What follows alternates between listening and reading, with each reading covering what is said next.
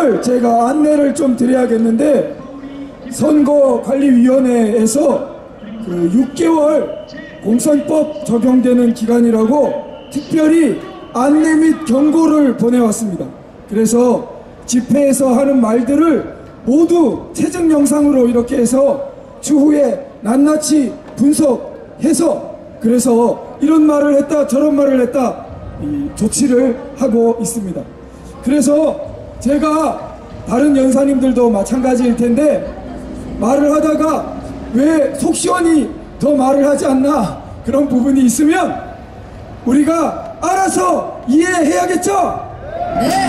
그래서 제가 어떤 이런 사람이나 거론하면서 나쁘다 이렇게까지는 말할 수 있습니다. 나쁘다 말도 못하면 그건 언론 자유가 너무 침해되죠? 나쁘다 하는데, 제가 예를 들어 심판하자, 뭐 그 사람 뽑아내자 이런 식으로 말을 하면 그걸 얽으면 선거에 영향을 미치려 했다 이렇게 얽을 수 있는 것입니다. 그러니까 제가 나쁘다 하면은 자동으로 그건 뽑아내자 말이죠. 알아들으시겠죠? 그렇게 알아들어 주시면 감사하겠습니다. 제가 오늘 짧게 말씀드리고자 하는 것은 박찬주 대장과 주사파라는 제목입니다. 자, 박찬주 대장이 자유한국당에 들어올 만한 사람인데 자유한국당 영입 이야기가 있다가 지금 신보라 이런 사람 등에 의해서 가로막혔다고 보도가 되었죠. 그래서 제가 신보라 최고위원 같은 사람을 주사파라고 여기 공개 집회에서 말을 하면 의아해 하는 분들이 많을 것입니다. 그러면 제가 하태경이 주사파다라고 말을 하면 그건 동의하십니까? 동의하시는 분이 많으시죠? 좀 더 알려져 있죠? 하태경과 신보라는 같은 라인이라고 보면 됩니다. 헷갈릴 게 없어요. 그러면 제가 심지어 하태경이 주사파다 이렇게 말했을 때, 야, 하태경 의원이 무슨 주사파야? 임종석 정도 되어야 주사파지. 그럼 임종석한테 물어보십시오. 임종석 당신 주사파라던데 주사파 맞아요? 그러면은 주사파 맞다고 하겠습니까? 뭐라고 해요? 위인맞이 광화문에서 들고 나오는 구통진당 미국 대사관 관저 담 넘고 이런 사람쯤 되어야 주사파지. 내가 왜 주사파냐 그래. 그러면 그 담 넘은 학생들 불러다가 물어보죠. 당신 주사파야? 그러면 주사파라 하겠어요? 절대 안 합니다.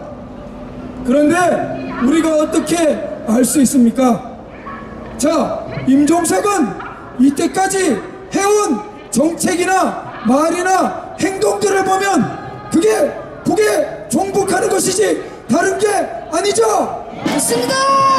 사람 머릿속을 열어볼 수 없으니까 말과 행동과 그 궤적으로 판단할 수밖에 없죠? 맞습니다. 하태경은 어때요? 임종석 보고 그 사람 주사파가 아니라고 결정적일 때 감싸줍니다. 왜 감싸줘요? 자기들이 한통속이니까 감싸주죠. 나타나는 모습이 조금 다른 것 같지만 하태경 의원 같은 사람이 더욱 위험한 것입니다. 왜냐? 제가 조국 사태 때 두 가지 말씀드렸어요. 우리 싸움은 전선이 두 개다. 조국 문재인처럼 많이 드러나 있는 전선이 하나 있고, 조국하고 싸우자, 문재인하고 싸우자, 같이 우리하고 싸우는 것 같지만 사실은 그들을 또 한 번 싸워야 되는 숨어있는 우리의 적이 있고 두 번째 전선이 있다고 했죠. 그게 바로 보수를 표방하는 주사파, 그게 대표적입니다. 보수 진영 안에 들어와 있는 그 주사파 출신 정치 네트워크, 하태경 의원 같은 사람이 대표적이고 신보라 의원, 지금 최고위원인 사람 탄핵 때 페이스북에 쓴 글 같은 건 쉽게 찾아볼 수 있습니다. 완전 열혈 탄핵 추진파이고 당만 밖으로 안 나갔다 뿐이에요. 하태경 의원과 맞먹는 사람이고 네트워크로 다 연결되어 있는 사람인데 자기 네트워크에 청년 백경훈이라고 인재 영입을 올리고 오히려 우리가 문재인의 적폐 청산의 희생양이고 국방장관 이름이 제가 까먹었네요. 송병우, 정경두 이런 나쁜 국방장관들보다 애국 국방장관이 될 수 있었던 미리 잘랐던 그런 박찬주 대장 같은 사람은 애국적인 상징성이 있는 것인데 오히려 자기 주사파 네트워크 청년을 올리고 그런 애국 세력은 잘라내고 있는 사람들이 누군지 그 세력이 어떻게 활동하고 있는지 우리가 똑똑히 관심을 가져야겠습니다. 아시겠죠? 자, 그럼 구호로 마치도록 하겠습니다. 보수 표방하는 주사파 정치 네트워크 반드시 뿌리 뽑자! 뿌리 뽑자! 뿌리 뽑자! 뿌리 뽑자! 감사합니다. 네. 먼저 구호 3마디 먼저 하고 제 말씀 시작하겠습니다. 방 빼라, 방 빼라, 방 빼라 3번 외치겠습니다. 좋죠? 자, 해보시겠습니다. 저 서울시청이 들썩하도록 하시는 겁니다. 시작! 방 빼라! 방 빼라! 방 빼라! 서울시청 꼼짝도 안 하는데요. 예, 저는 며칠 전에 어떤 연설회에 가서 이렇게 말을 시작했습니다. 어려움에 처한 조국을 돕기 위해서 여기에 나왔습니다. 이랬더니만 분위기가 싸늘해졌어요. 그래서 제가 했습니다. 그 조국이 아니고 이 조국을 말하는 겁니다. 맞습니다. 요즘 대한민국 말이 참 어려워졌습니다. 뭐 여기서도 조국을 지키기 위해서 조국을 버려야 한다 그러고 저기서도 같은 말을 하는데 누가 무슨 조국인지 알 수가 없어요. 자, 여러분들은 다 아시죠? 우리가 어떤 조국을 지키기 위해서 이 자리에 나왔는지 여러분 다 아시죠? 예. 오늘 저는 북한 핵 문제에 대해서 짤막하게 말씀을 드리려고 합니다. 지금 문재인 정권이 방을 빼야 하는 이유는 너무너무 많습니다. 앞에서도 우리 도태우 변호사가 말씀하셨지만 그러고 보니까 도태우 변호사 이름이 참 좋으시네요. 태우네요, 태우. 예. 저 경제가 폭망했으니까 방을 빼야 되고 안보가 붕괴했으니까 폭망해야 되고 애꿎은 사람들 적폐 청산한다고 감옥에 넣었으니까 방 빼야 하고 박근혜 대통령 구속시켰으니까 방 빼야 하고 방 빼야 하는 이유가 너무너무 많지만 오늘 제가 말씀드리는 이 핵 문제 하나만 하더라도 방을 빼야 하는 충분한 이유가 되고도 남는다라는 말씀을 드리려고 합니다. 맞습니다. 최근에 있었던 일들을 종합해보면 북한이 미사일을 쏘고 대한민국 청와대는 북한에 굽실거리고 이 모든 상황을 종합해보면 세 가지 사실이 분명하게 드러나고 있습니다. 세 가지 사실. 자, 한번 들어보십시오. 첫 번째 사실. 북한은 평화공세를 펼치고 정상회담을 하고 사진을 찍고 악수를 하면서도 뒤로는 자기들 하고 싶은 것 전부 다 했습니다. 맞죠? 미사일 만들었고 핵물질 생산했고 도발했고 하고 싶은 것 다 했습니다. 이 가짜 평화쇼, 이 평화쇼가 가짜라는 사실이 확실히 드러났습니다. 여러분 동의하십니까? 맞습니다. 두 번째 사실입니다. 두 번째 사실. 북한이 핵무기를 만드는 것은 대한민국을 인질로 잡기 위해서 하는 것이라는 것은 온 세상이 다 알지만 그것 말고 한미 동맹을 무력화시키기 위해서 지금 핵게임을 하고 있다는 사실이 다시 한번 드러났습니다. 북한이 대한민국을 공격할 수 있는 단거리, 중거리 미사일들은 이미 차고 넘치도록 많습니다. 그런데 무엇 때문에 대륙간 탄도탄을 만들고 잠수함 발사 미사일을 만들어서 미국을 위협하는가? 이것을 우리 국민들은 잘 아셔야 합니다. 맞습니다. 북한이 미국에 비해서는 작은 나라지만 나도 너를 죽일 수 있다 라는 위협을 계속 가함으로써 미국 여론을 흔들고 미국 국민들이 우리가 대한민국을 지켜주기 위해서 북한으로부터 핵공격 위협까지 받아야 하느냐 이런 불만이 일어나도록 만들고 있는 겁니다. 이런 전략을 저희 전문가들은 NJ 전략이라고 부릅니다.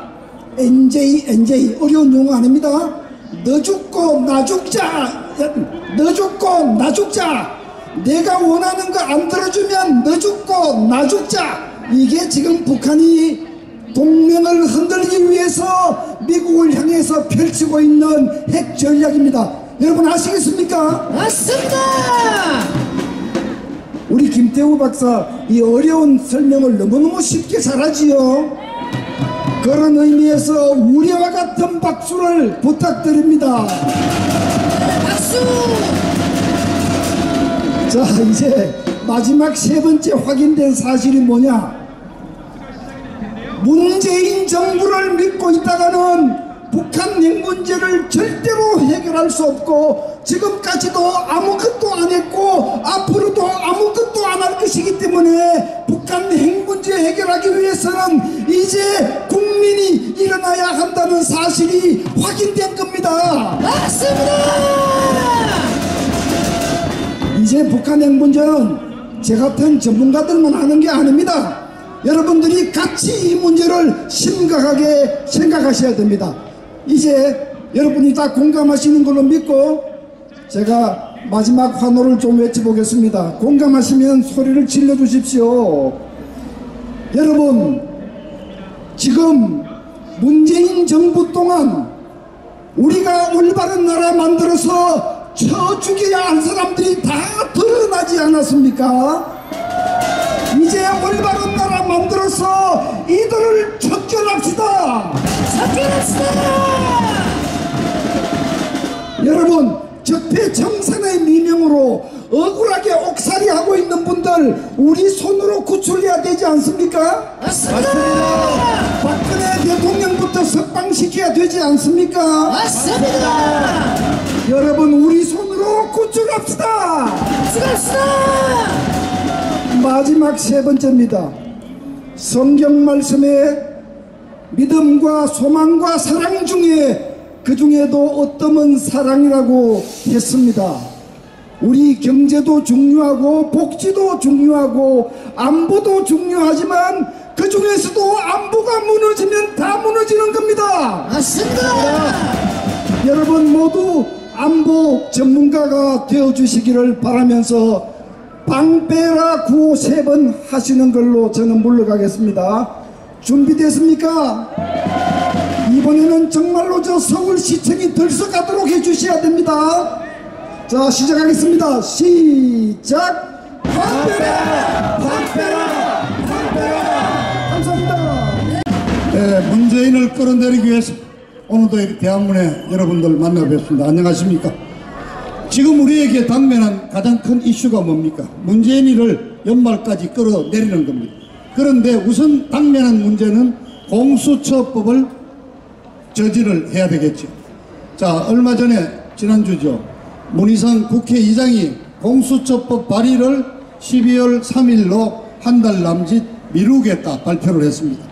혹시 여러분들 중에는 우리가 이제 막 시위를 하고 해서 저 정부가 좀 약세를 봐가지고 저렇게 미룬 게 아니냐, 그런 생각을 하실지도 모르는데 오늘 그 말씀 드리겠습니다. 12월 3일로 미룬 거는 공수처법을 어떻게든 통과시키겠다는 이 좌파들의 비장의 카드자 아주 치밀한 업무라는 점을 제가 오늘 말씀드리고자 합니다. 자, 패스트 트랙에 여러분 세 가지 법안이 올랐습니다. 하나가 공수처 법안이고, 하나가 선거법으로 연동형 비례대표제 정법 개정, 그리고 검찰과 경찰의 수사권 조정인데요. 검찰 수사권 조정은 사법개혁이라는 이름으로 공수처법에 가 있습니다. 근데 공수처법은 뭐 워낙 여러분들이 잘 아실 거니까 정말 이거는 독일 나치가 하던 게시타포 법안입니다. 더 이상 제가 말씀을 안 드리고, 지금 여의도 국회의원들 저 300명은요 공수처법보다도 연동형 비례대표제 선거법 개정에 전부 목이 매여 있습니다. 연동형 비례대표는 뭐냐, 다시 한번 간략하게 말씀드리면은 국회의원을 지역구 당선자를 기준으로 뽑는 게 아니라 이제는요 정당 투표율을 기준으로 뽑는 거로 바뀌면서 비례대표 당선자가 무려 75명으로 늘어납니다.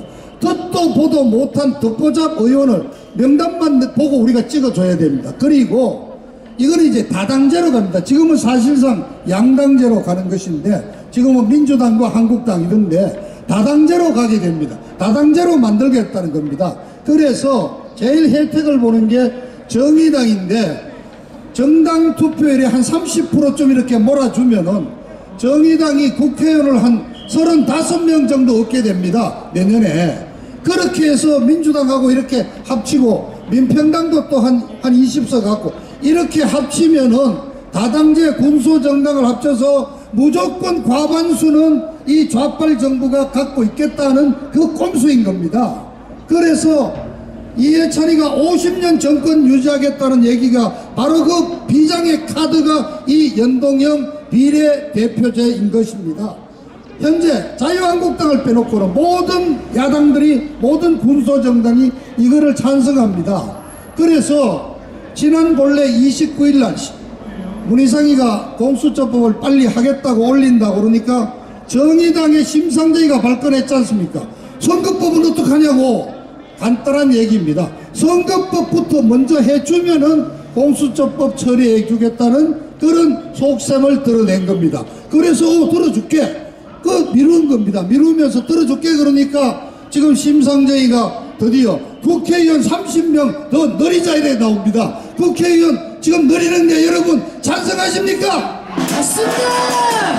자, 12월 3일이 어떤 날이냐, 12월 2일 날 예산 통과를 하도록, 무조건 예산을 그때까지 통과시키도록 선진화법에 딱 못 박혀 있습니다. 그래서 예산 심의 과정에서 야당 의원들 지역구에 예산 많이 내려보내서 국회의원들 중에 혹시라도 좀 빗나갈 놈들 다 이렇게 매깁니다.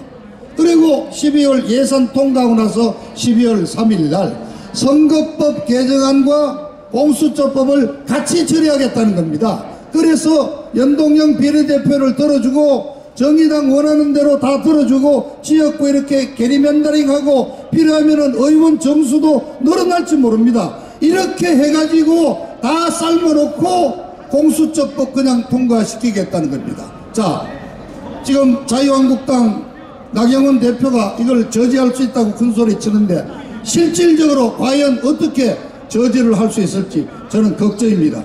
자, 법사위원회에 다 삶아놓고 국회 경위 한 100명 불러다가 법사위원회 딱 포위해놓고 땅땅 두드리면은 어떻게 국회의원들이 뚫고 들어갑니까? 지금 지난번 패스트트랙 때 농성했다고 59명이 지금 검찰 조사받고 있어서 기가 팍 죽어 있거든요. 어떻게 보면 현실적으로 자유한국당 혼자가 공수처법을 막을 수 없다는 것이 사실상 국회 내부의 현실입니다, 여러분.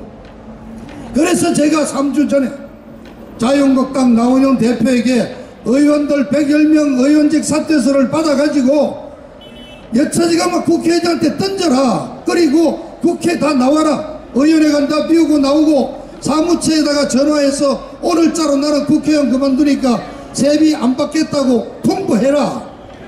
이런 상황이 되면은 헌법 4조 2항에 국회는 200인 이상으로 구성한다고 되어 있기 때문에 국회가 말하자면 해산될 수도 있고 헌법 해석에 따라서는 의정 심의가 중단을 시킬 수가 있는 것입니다. 자, 그렇게 주장을 했는데 나경원 대표 벌써 국회의원직 사퇴에서 던져도 국회의장이 수리를 안 하면 안 된다는데 뭐 실효가 있겠습니까? 그래서 그거는 생각을 안 해보고 있습니다. 그럽니다. 자, 여러분 12월 3일 저쪽이 강행 처리를 할 경우 막을 길이 없습니다. 자, 자유한국당에게 힘을 실어줘야 됩니다. 그런데 정말 공수처법을 저지할 의사를 제대로 갖고 있는지 여러 가지로 의심스럽습니다. 하여튼 우리가 자유한국당에 대해서 힘을 실어주고 응원을 하고 싶지만은 여러분, 현실은 이렇게 엄중하게 공수처법을 통과시키기 위해서 전해들은 치밀한 음모를 하고 있다는 말씀 분명히 드립니다. 그리고 앞서 도태우 우리 대표께서 변호사가 말씀하셨지만 제가 어제 선관위로부터 경고를 받았습니다. 3주 전에 제가 아마 연설을 하면서 자유한국당 제1야당이고 어쨌든 내년 선거 좀 잘 되도록 우리가 도와주고 과반수 얻어야 안 되겠느냐는 말을 했다는 겁니다. 그래서 사전선거운동에 해당이 된다. 그런데 이제 아까 분명히 말씀하는데 11월 15일부터 6개월 전부터 선거법이 적용이 됩니다. 그래서 자유한국당 뭐 과반수 얻도록 도와주십시오 이런 얘기하면 바로 선거법 사전선거운동 위반이 되고, 또 어떤 자 누구 이름을 하면서 저 친구는 퇴출시켜야 됩니다 하면 또 어떤 특정인 퇴출운동했다고 또 선거법 위반이 되는 상황입니다. 그래서 저희 연사들도 참 좀 드리는데 굉장히 조심스러울 수밖에 없습니다. 그래서 우리 현명하신 우리 유권자이시자 우리 태극기 의병 여러분들께서 저희들이 하는 말씀을 잘 귀담아서 이해를 해 주시기를 부탁을 드리겠습니다. 자, 저는 이 정도로 마치도록 하겠습니다. 공수처 반대 한번 구호 외치죠. 공수처 반대! 공수처 반대! 공수처 반대!